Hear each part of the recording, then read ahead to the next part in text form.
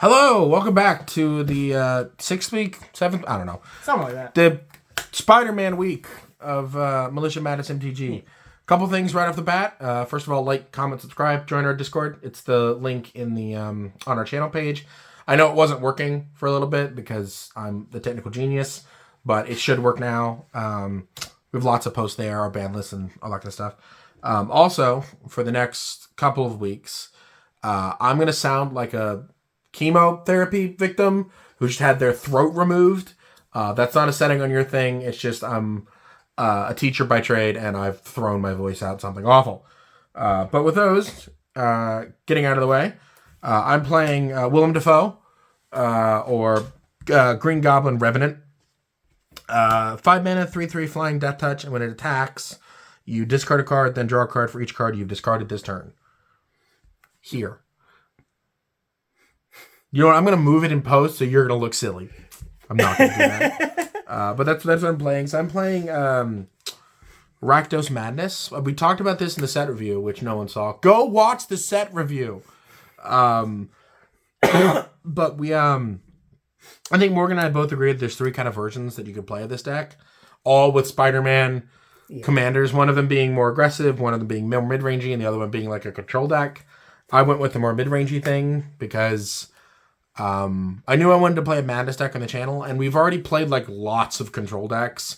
And spoiler alert, if you know who Morgan and I are, we're gonna play some more. So well, you're more on the control side. I'm on the control side. So I wanted to avoid that. Well, also we've played like Omega and Carmella and Emperor Palamacia. It's weird. This deck kind of feels like a combo synergy deck in that there's 2 pieces you want to assemble. The first piece is a discard outlet. These are our 1-mana ones. We have Insolent Neonate, Insolent Neonate 2, Electric Boogaloo. As a cat. As a cat, yeah. Spider-Man as a cat, Peter Meow. And Putrid Imp. These all effectively discard a card. These do it only once because you have to sacrifice them. But this does it however many times you need it to do. As you get your plays going, they just discard stuff. They also, it's not to be underestimated how much damage these guys can peck in for. Matters sometimes against like when you're racing. We have a couple of 2-mana ones in Cabal Initiate and Olivia's Dragoon. Cabal Initiate is actually really good. Gaining lifelink matters. You might not think it does, but it does. And then you can turn on Threshold really easily in this deck. And then Olivia's Dragoon's just a cheap guy that gets flying.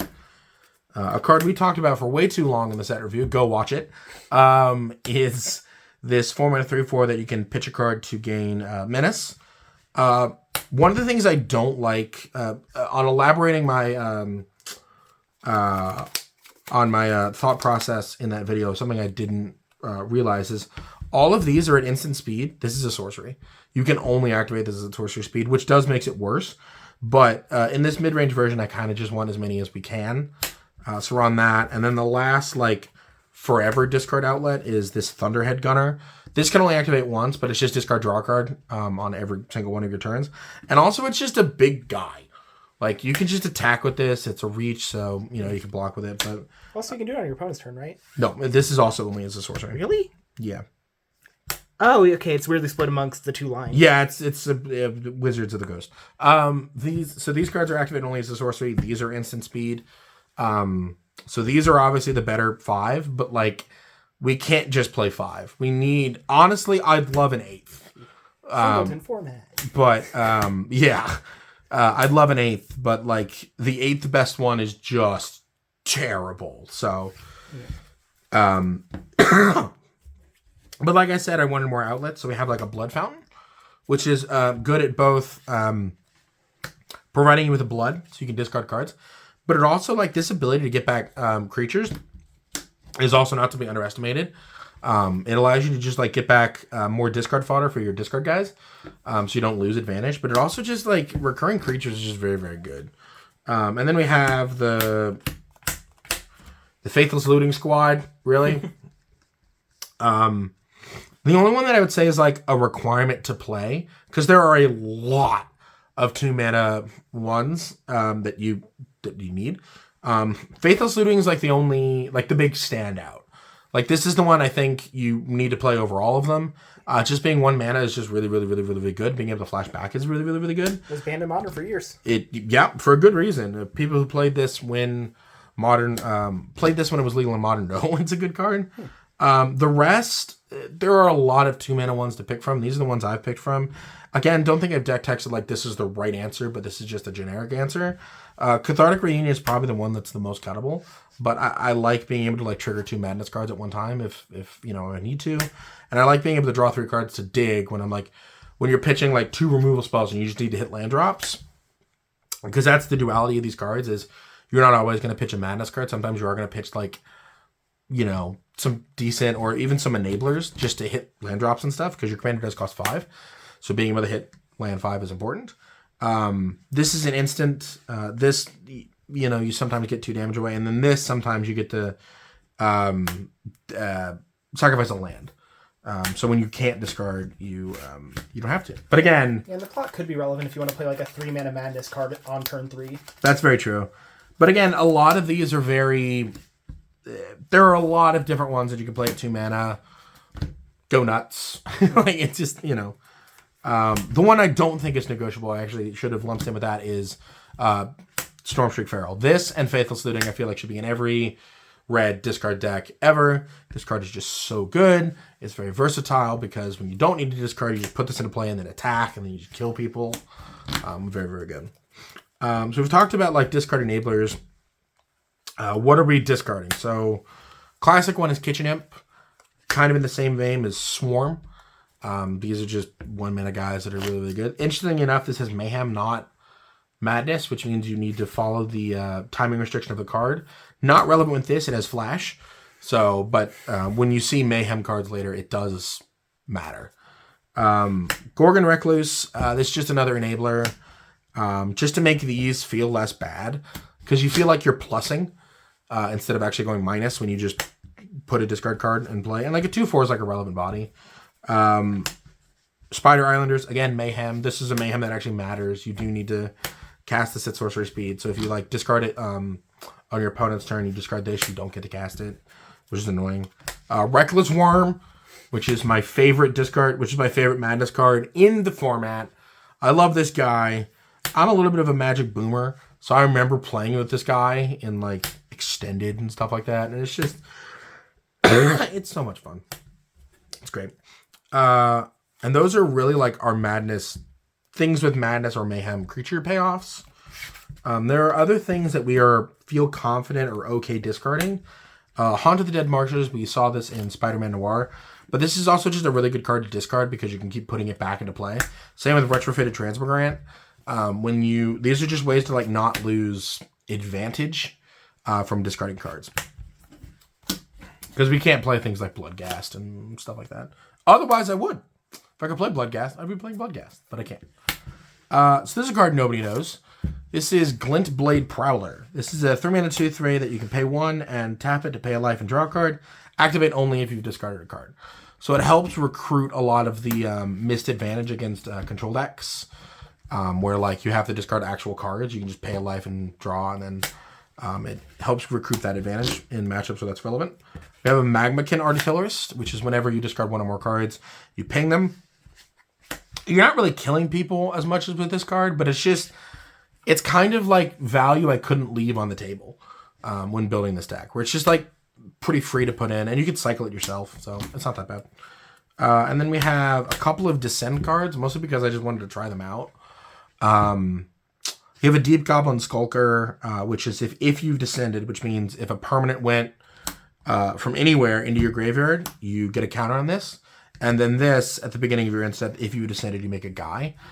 The guy can't block, so it's not good against aggro decks, but like having a main deck answer against like the control decks that after they board wiped, you could just make a board, and then having this be just a real threat. I really wanted 2 more creatures, and those are the 2 best creatures. You could play the red guy that I believe is 4 mana but has trample. They're pretty extendable. I went with the 3 mana one because it's 3 mana. And then I'm a mid-range deck. We have a lot more removal than you'd think. I have a Lightning Bolt, a Pumpkin Bombardment, a Lightning Axe, and a Galvanic Discharge. I really wanted to play Chain Lightning as well. I just couldn't find the space. Maybe you can cut one of the Descend guys or the card draw guy, but I wanted to give them a shot because like when else am I going to play those cards? These are pretty staple, just 3 mana, just 1 mana, 3 damage.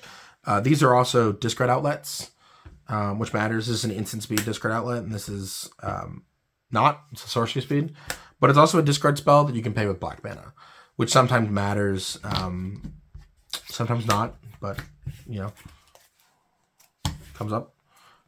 Terminal Agony and Electro's Bolt, as well as Fire Temper, are again more removal spells that fuel off the discard spells. So just really, really good. Having access to a multicolored removal spell is really relevant for the main deck. It'll inform side deck decisions. But yeah, it's just more removal. Again, this has Mayhem. Remember that. Please don't play this as like Fiery Temper. It's not a Fiery Temper. More removal. But it's, again, this is, I feel like Blood Fountain and this guy are just like best friends.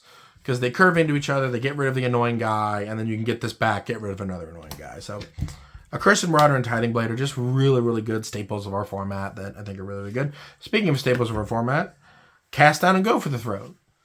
They're black removal. Like the best 2-mana black removal in our format. Then we have a Terminate. Just wanted more removal. Plus I'm on Worst Terminate. So it felt weird to play Worst Terminate, but not Actual Terminate. So I'm on Actual Terminate. And then a Snuff Out to just finish out the removal spells. We are on a lot of removal, like a lot. But that's just because we don't present a very fast clock or really a clock at all. So just being able to get whatever's bugging us out of the way and, you know, charge forward is really, really good.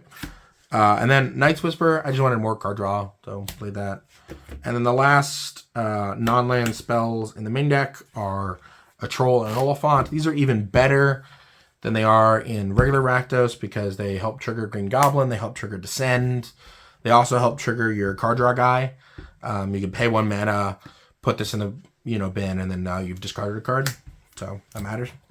Also for the Magma Can Artillerist, sometimes you're just like a couple points away, and so I wish the cycle lands were legal because you could cycle this for a cycle land, cycle the cycle land, and then you get like 2 damage, but they're not.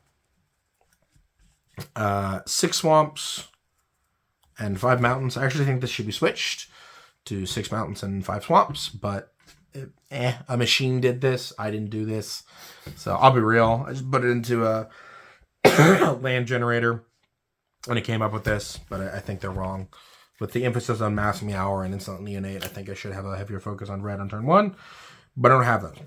The 2 dual lands, just because I'm on Oliphant and Troll of Khazad-dûm, and there's no reason for me to run just one.